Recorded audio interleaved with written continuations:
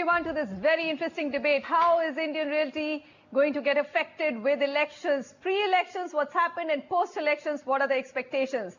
Well, the Indian stock markets have decided to celebrate the elections and the electoral victory even before a single vote has been cast. The Nifty has been making new highs all of last week and this week. The euphoria is palpable and sometimes a bit scary, isn't it? But that's the nature of the stock market beast. It races ahead of all good news and discounts all the negative way ahead of its time. Both ways, sentiments run amok. What about real estate? What happens to this sector before and after elections? Does money leave the sector pre-elections? And will it move back post-elections? Will sales pick up? And which markets across India will do well? We'll slug all of that out on today's show. My panelists are Niranjan Hiranandani, co-founder and chairman of Hiranandani Group. Good to have you with us, sir. Sunil Mantri, CMD Mantri Realty Limited and President Narrateco. Mr. Mantri, thank you very much for joining in. David Walker, Executive Director, SARE Homes. Mr. Walker, thank you very much. Nishant Singhal, Promoter and Director, Strategy Investors Clinic. And of course, he's got a lot of data for us today and also consumer sentiment. Sameer Jasuja, Founder and CEO of Prop Equity. There's also Mr. C. Prabhakar, Director, Gopalan Enterprises, joining us from Bangalore. Mr. Prabhakar, thank you very much for making the time. And Kunal Banerjee, CMO, M3M India, joining in to also tell us what the buyers are looking for pre- and post-elections. Okay, so a lot of excitement, but let me just tell you what's happened in 2013. This is a year ahead of elections. It wasn't a pretty picture at all. New residential launches dropped in top 8 cities of India. According to Cushman & Wakefield, the number was 12%. And residential markets, actually new launches dropping is a big thing because remember this, we keep talking about the pent-up demand for housing in this country. Even then, the developers didn't have the courage to launch more projects. Developers, of course, also struggled to control debt, were battling strained cash flows, increased input costs, and low sales.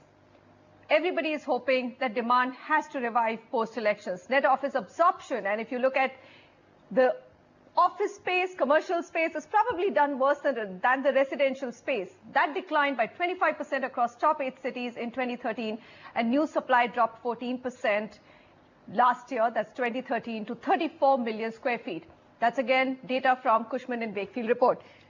Okay, so the first question goes to Mr. Hiranandani. Mr. Hiranandani, it's been a very, very, disappointing year as a run-up to elections. People say that's also because a lot of money gets drawn out of real estate before elections. Do you really believe that's true? Extremely true. A large number of people across the country, political and otherwise, have invested money into real estate and want to pull out before the elections, and it's across the board, across the country. So a lot of it does happen pre the election. So naturally, the kind of fund flows available in the real estate field will definitely get impinged. But this is not new. It happens every time before elections. So I see it across the board. And usually this kind of position changes immediately after the elections, or maybe about 2 to 3 months after the election. So that's what you're going to see this election too, I presume. Okay. Mr. Mantri, every developer I speak to says that sluggish demand will pick up once general elections in the country get over. So it's all about sentiments. Tell me, can sentiments alone in this case, the industry is battling so many issues, drive up the market? Yeah, Manisha, I agree with that. Basically, there is a little difference compared to if you see the stock market versus real estate. Stock market runs always 6 months or 3 months in advance. They predict what is going to happen. Like, for example, if good monsoon is going to happen, in the April month itself, the index will shoot up. The real estate is slightly different. We look at stable government. We look for a higher GDP growth. We look little reforms, and based on these assumptions, real estate can move well. As you know, a lot of policies are pending. For example, relaxation in FDI, foreign direct investment. There were more concessions going to come in environment clearances, that is pending. The rate which can attract 5 to 10 billion investment, that is pending from the government side for its final decision. So I think I'm expecting a lot of the reforms to come around the corner after maybe 2-3 months time. There would be higher GDP growth. there will be a decision taken, there will be relaxation in foreign direct investment, and on these hopes or these assumptions, I feel a good future is there for the real estate maybe 2-3 months down the line. I think whatever worst was there, probably... We have a long hour to go. So you're saying stable government. Now let's look at what this stable government is. We had 9.5 years of stable government, Mr. Gopalan. Mr. Prabhakar, tell me, wasn't that good enough for real estate sector to have done well? So are we saying stable government, but a change in government as well? No, a stable government with no reforms is of no use. No. Today, when we see the market is very dynamic, and the government also has to change with the times, to see a lot more new reforms are brought in. And because we are not competing within the country, we are competing with international countries and the norms. So there's a lot of external factors also involved in real estate. So we expect a government to be very proactive to the industry's needs and to see that a lot more new reforms have been brought in. That is very important to see that to sustain development. Okay, so and also to see that the government is pro-development. The present government has not been very successful in bringing out new policies and framing clarity in the existing real estate norms. They have not even recognized the real estate as an infrastructure status. That itself is a big concern. Okay, so that's been the demand for the longest time, that the real estate sector gets an infrastructure status. Well, affordable housing also doesn't have an industry status, which would have got it tax breaks. But David Walker, what's your opinion? So there is a stable government, but we've had stable government. It hasn't worked for the sector well at all. Now we are talking about stable and a government which will bring in reforms. Are we pinning? Is everybody pinning too many hopes from this election? How do you see it as an insider, but with an outside perspective as well? I think my view, and certainly from a real estate perspective, is that there has been quite a significant slowdown in the market over the last 12 to 18 months. Mm-hmm. And I think... Is it worrying? Is it scary, the distress? You can see a lot of distress?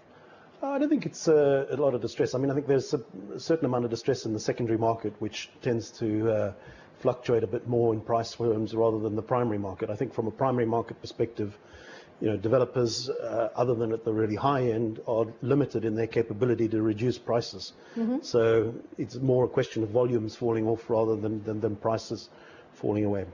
I think in terms of what we all look forward to, and I think probably the country is looking forward to, is it needs an uplift in confidence. And I think there's been a feeling that things are not going right in India in the last couple of years. Growth has slowed down significantly for any number of reasons. So I think in terms of people looking forward, I think a stable government is one thing that's important, but I think a decisive government as well. Yes. And a government that can bring optimism back to the country. And I think, like the stock market can move very quickly, I think the real estate business can come back very quickly as well. It can? Okay, Nishant, do you support that? The real estate market can come back really quickly? You say that it can, depending on what happens on May 17th.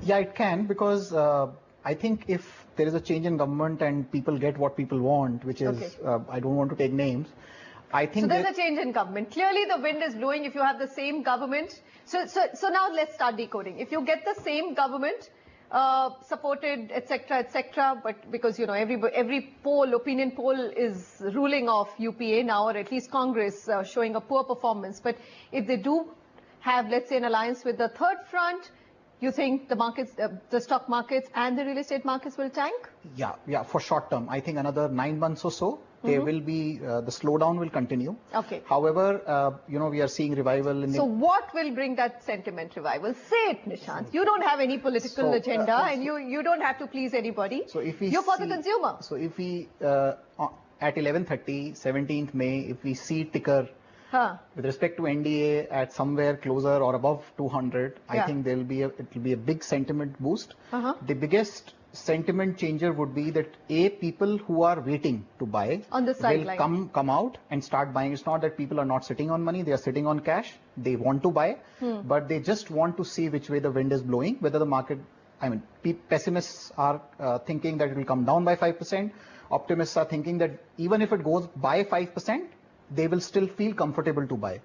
Secondly, in terms of resale, I think if just 10,000 resale transactions happen in Gurgaon of 1 crore each, where people have paid 30 to 40% money, it will bring huge amounts into circulation back into the sector. For example, in Gurgaon, similarly Noida, similarly Bangalore. So I think the change in guard will bring faster pace to resale. Okay. And B, people who want to buy in primary and who are waiting will also come out to buy. All right. Dr. Kunal Banerjee, interesting point. And of course, the market that you are present in is being discussed, which is Gurgaon. So Nishant here tells me that if on May 17th by 11:30, the ticker shows 200 plus for NDA, you're going to get investors and buyers all back into the market. Are you that optimistic? Is it going to be that quick a sentiment turnaround? I'm very happy with what Nishant has said, and I agree with him to a large extent. But I'd like to qualify that. You know, it's about the macro issues. It's not just about change of guard. It's not just about, who comes into power.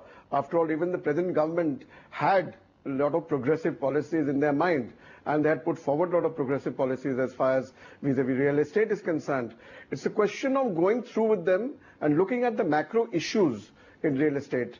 And Mr. Hirandani had also said that there are certain, points whichever government comes into power will have to look at, which is on the development of the real estate, sector. Okay. The progressive sentiments that we want in real estate can only come through with these instruments which are going to help the real estate business, go further and progress. Okay. That will change the sentiments. Right now, people are waiting and watching, and this has been going on for the last 3 to 6 months, in fact, as to what will happen next. Those who wanted to get into the primary market and buy, new projects, whether it's Gurgaon, Noida, Faridabad, or any areas of Delhi, NCR, or Bangalore, were waiting and watching to see how this market is going to move in future. Will there be progressive policies which will make this more fluid? Will cost of money come down? Will real estate people now developers have the wherewithal to start building again at a great speed? Okay. Will the money be there? Will there be instruments like REIT? Okay. Will there be, invest FDI is being made easier so that, people can come into this market? All right, Dr. Banerjee, hold your thought. Rightly, okay, you pointed out a couple of things that we are going to discuss, but that's a lot for a retail buyer to consider, whether FDI will come in, whether, so I understand that the sector as a whole will only revive thoroughly if the macro factors also fall into place. But sluggish demand is something that they need to get over with in a hurry. And that's all that we are waiting for the election results to do, isn't it, Sameer? See, first of all, I have a slightly contrarian view here. All right. I think everybody has been blaming the economy, blaming the government, and so on and so forth. I think we have to look inside.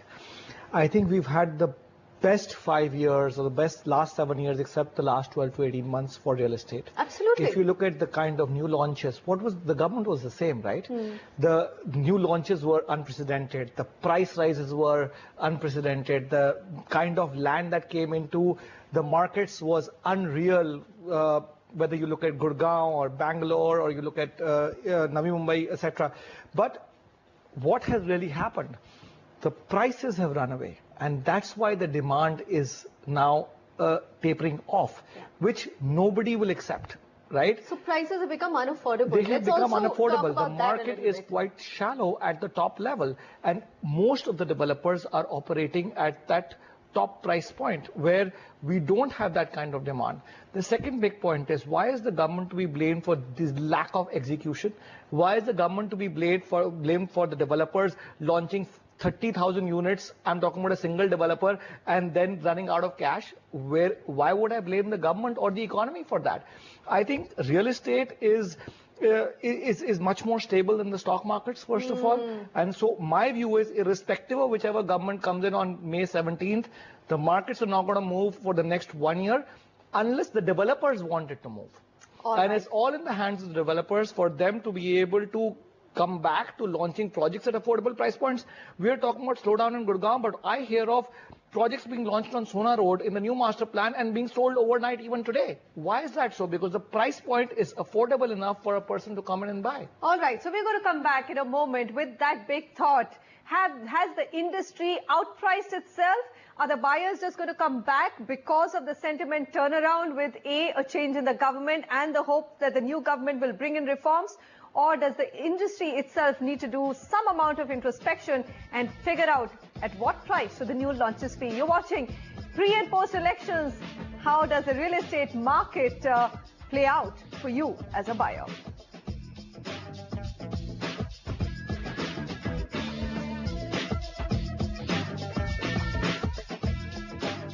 Welcome back. Real estate pre and post elections. That's what we are discussing. If you've been sitting on the fence, is May 17th and the verdict of May 17th going to decide which way you will move, or will the market continue to offer you opportunities to buy? It has been sluggish. It has been a buyer's market for the last 15 to 18 months. What will happen? Or will it actually run up so much that you may miss the boat and feel terrible about not having taken this opportunity and actually making the most of it? That's what we are discussing today and trying to get to understand some of the points. Let's just take a quick look before I go back to my panelists. What were the 10 markets that had the potential but really lost steam due to various reasons? Now, North India, Faridabad, especially Greater Faridabad, was one market which actually didn't do well at all. New launches completely stopped in this market. Then there was Greater Noida, Noida Extension with its own set of problems, oversupply, and of course then in Noida Extension you did have the farmer agitation and court cases going on, which again took it down, but it was a sluggish market. Pari Chowk, Jaipur and Ajmer Road. These markets didn't do well. Mohali, Zirakpur, Sonipat, Kundli. Let's move to Mumbai. What were the markets which have actually been the most sluggish? Navi Mumbai, Panvel, Thane, Virar, West and East are the markets. Hyderabad, well, most of Hyderabad actually bucked the trend. It was a dull market. It was a dark horse. It did extremely well in the last 12 to 18 months simply because it was very well priced. But there was one market which didn't do well. That's Nagole. Then there's Uppal Stretch, Bangalore, Mysore Highway, which didn't do very well. And in Chennai, Kilambakam. Now, we are only highlighting because some of you may have bought properties in this market. Now, what we need to understand from our panelists is what goes on from here. Post-elections, will these markets come back? Mr. Hiranandani, I think Samir has literally opened the Pandora's box and says, why are we blaming the government? What about developers looking at themselves? Have they outpriced the market for the buyer? And none of that is going to change with the elections. There are two aspects really that, Manisha, we need to look at. One is the question of land cost. I think we are not looking at the land cost which is going up, and with the land acquisition bills, which modification is there, land cost and all the ready reckoner rates or whatever other jantri rates as you call in Ahmedabad or whatever is the other rates that you're showing in the rest of the country, all of them have increased by a compound of 15 to 25% per year for the last 3 years. So replacement cost of land, if you go back to sell your apartments, is going up and it's certainly not going down. So you're going to see that inflation cost, which is separate from the construction and delivery of the real estate developer. And I think it's a big question mark as to what is going to be done. Lots of cities are, of course, compensating that by increasing the FAR or FSI, depending on where you are, or giving some other benefits which will be there. But that has to be tagged on with the volume of material available in the market as well as the infrastructure which is being developed. So areas of good infrastructure or excellent infrastructure, like you have a monorail coming in, or you have some underground which is announced, or a expressway which is coming in, or some other development which takes place, you're going. So what you're going to see in the next 12 months is different than what you saw in the last 18 months. You're going to see improvement, definitely. How much improvement will depend on the locations. So in certain areas, good government or very good government, depending on how you analyze the effect on the real estate market, is going to see great improvement, good improvement, ordinary improvement. But my prediction is you're definitely going to see an improvement, mainly because a large number of people are now sitting on the fence. They are not sure. Real estate is a long-term investment. No, stock market is a short-term investment. So you cannot get into a real estate investment for the short term. It never happens. So you are going to see the decision on this happening post-elections, irrespective of what else you may have to see.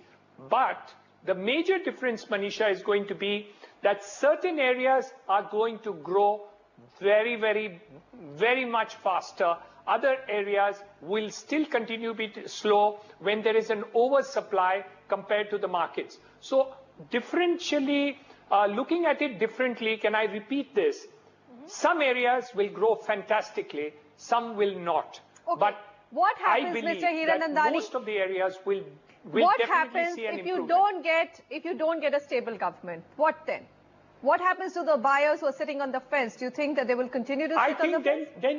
Then you may not get a fantastic increase. You may not get a fantastic increase, but you will definitely still get an increase in business because a lot of the fence sitters will now come into the market. It's only a question of what price which will be there. So the question will be what will be the pricing of the goods rather than actually the extent of development. Okay, so pricing of the good. We are back to that. That's the crucial point, I think, Nishant, that Mr. Hiranandani said.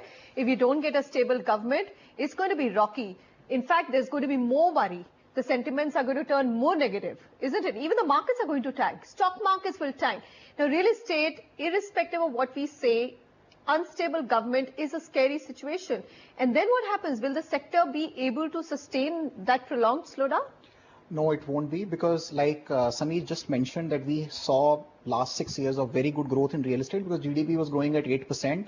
Services sector, manufacturing sector, core industry, everything was creating jobs. And that's why people were buying, because that's the first thing people do in India. As soon as they get into a 5 lakh, 6 lakh per annum job, they invest their money into real estate, even if they are staying in an ancestral house, because that's the easiest investment to do. So I feel that unless there is a stable government, the biggest impact will be on job creation. Services is negative. Your core sector is negative.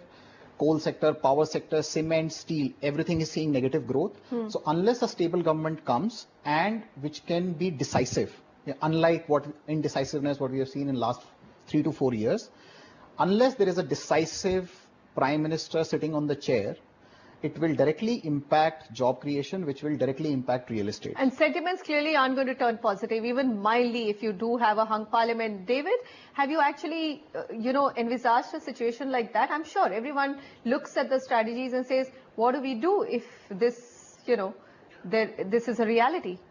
Yeah, I think it's not a scenario that anybody is keen to contemplate. Everybody is hoping for a decisive victory for one party.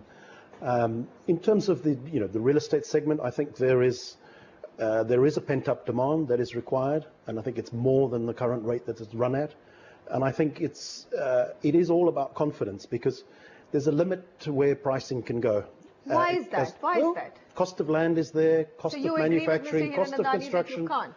There is a limit to how low they can go, and over the longer term, inflation is still relatively high in this environment. Pricing of housing has to move up. So real estate is one of the greatest hedges against inflation, and sure, taking on debt is also another great way to protect yourself against inflation. So I think, if you take a 5-year view, there is no way in the world that you can imagine that prices will not be considerably higher than where they are today. Sameer, how do you react to that? Well, I'd like to ask him one question. They launched a project in New Gurgaon at 1,800 rupees a square foot maybe 4 years ago. Today they're selling at 7,000 rupees a square foot or 6,000 rupees a square foot. Inflation hasn't gone up that much higher. The land cost was the same. So I think that the fact of the matter is, yes, I am not disputing that land cost is going to get any cheaper.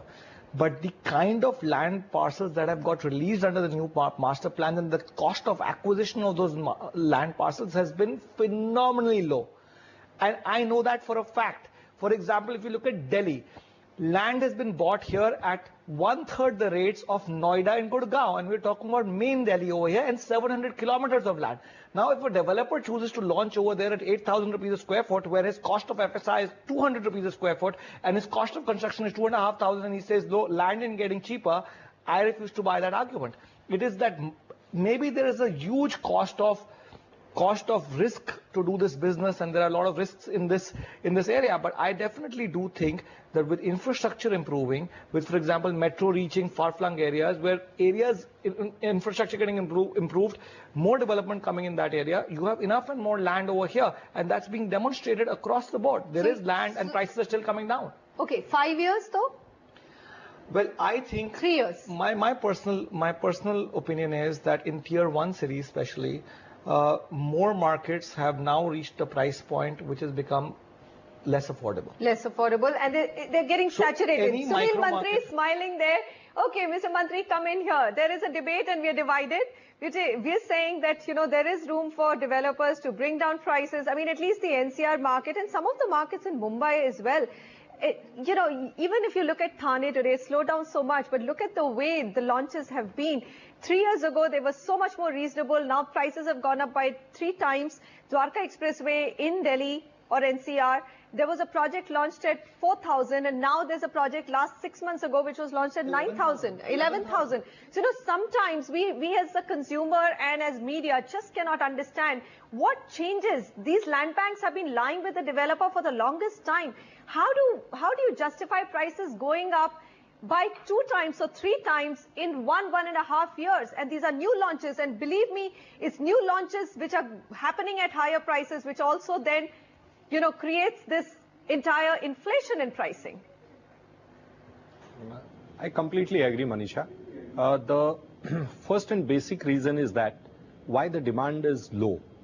I think you have asked a question. There is not so much offtake, and the price is the biggest barometer for all this. Because remember, the real estate is worked out based on the affordability. Someone has a budget of 1 crore, someone has a 5 crore, and some may have a 10 crore. Based on that, they go for selection of the product and selection of the square feet area. Now, it's a big concern that prices are escalating too much, and that is impacting not many inquiries are converting into buyers. So that is the biggest challenge, and it is too much appreciation is happening. I believe I will appreciate if the real estate is appreciating at 12%, 15% per annum speed. The speed currently is 30 to 40%, and that's why you see in 2 year, 3 year, the prices are getting double, which is not good. I think for a steady business growth, we need about 15% appreciation, 12 to 15% appreciation. And if for any reason, if the huge land parcels are created, I'm confident that the prices in those particular area will be coming down, because people will work it out various options, say for example affordable housing, 1-bedroom house or studio apartment and so on, and many options will be created. That's point one. Second, in last few months, not the GDP growth has been impacted, not too many jobs created, not too many reforms in terms of foreign direct investment, retail and other things have been created, and that has also impacting the whole sector very adversely. And I hope that once a new government come in power, doesn't matter whether existing come back in power or the new government come back in power, they are going to take large number of the decision which are going to kickstart the whole economy, the GDP growth, job employment, which is the biggest challenge and currently failure of the present government for the last 2 years, because we have seen GDP growth is below 5%, which is not good for our industry. And if this growth, one can escalate to the 7-8% region, I think it's a huge opportunity for the developer. And some areas where more supply is coming, the prices may correct. But some areas where you don't have much supply, I think prices may remain firm. It can escalate further also. I'm not really sure. Even in areas of South Delhi, at least this is the market that we stay in, Vasant Vihar, Defence Colony have all dropped 40%. So to say that areas which is not getting new supply, I think if there's a lot of froth built into a product, if it's gone beyond rationality, prices will drop. I mean, Dwarka Expressway is a standing story today on how now there is no resale happening at anything above 5,500-6,000 rupees per square foot.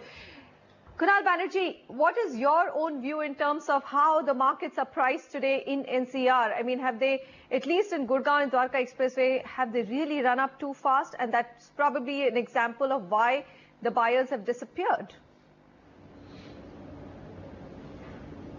Well, Manisha, I don't think you can make a sweeping statement like that. We can have a macro view of different developers and different projects, but to have a clean sweep and say that prices have escalated without reason perhaps is not the right way to look at it. If you look at a product, any product, whether it's pre-election or post-election, if the valuation is based on what you're offering the customer and studied on what that customer wants, what that customer needs, what they have seen in Singapore and Los Angeles and Dubai, and they say we want it right here in Gurgaon, in Golf Course Extension Road or Golf Course Road or somewhere in other areas of Noida or Greater Noida, and that's what they want. And then the developer will have to provide that product, or may choose to provide that product with the ingredients and with the construction, with the finishing to the level which costs more. So it's not a question of, just saying that we will raise the price because there's a euphoria in town and, the wind is to raise the price, so let's do that. That is illogical. And I don't think a mature developer would do that. Okay, all right. In spite of the elections, as the topic is on today, I think that the market is there, and especially for, areas which are good pockets. I see appreciation coming here. In spite of, good or bad government, and I think the government has not been that bad. It's a question of how we react to it and how we react to the market. All right, let me get in Mr. Prabhakar here. I mean, I haven't yet, actually across India, most of the hot markets, Mr. Prabhakar, have all cooled down. The sales have slowed down. I haven't seen any price appreciation in the last 3-6 months. It might be on paper, but there are no takers for that price increase. I might be wrong.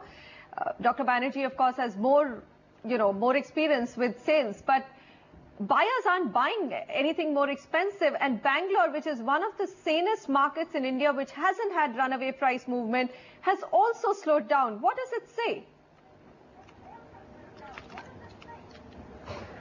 No, Bangalore has been primarily relying on captive customers. People who are genuine buyers, less of investors, investing in the projects. And what we have seen now in last few years, last year as such, there has been a large oversupply of apartments, apartments and other projects coming in, with builders' appetite to much larger projects. But what we see now primarily is with this wait and watch situation by these customers, people are buying nearly completed projects, ready to move in projects, which is a good thing, which is a lot of existing inventories are being sold. I think this will make a new wave for new launches now after the election. I think that will, this present trend, this present few months of lull will absorb the present You're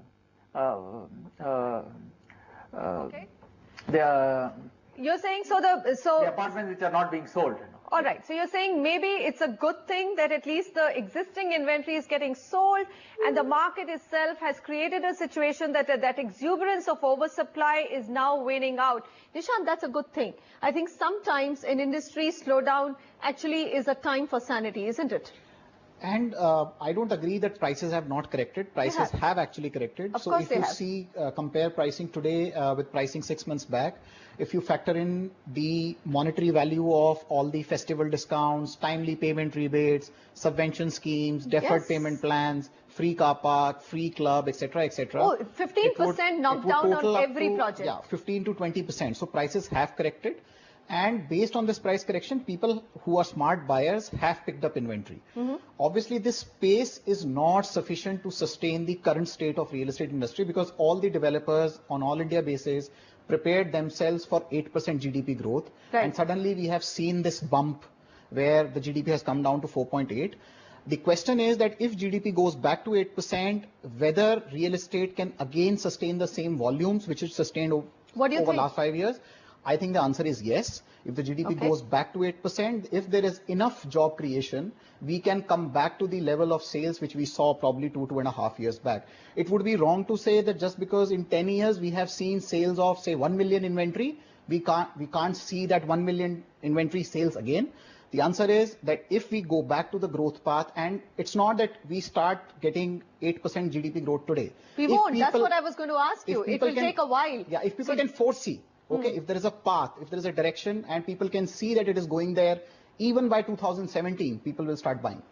So, real estate sector should claw back if you do have a stable government which is going to take definitive decisions. I think that's the verdict which is emerging here. But will prices start running away? It's anybody's guess. We'll come back and ask everybody on what is one thing at the top of their agenda from the new government and what are they hoping for in terms of change.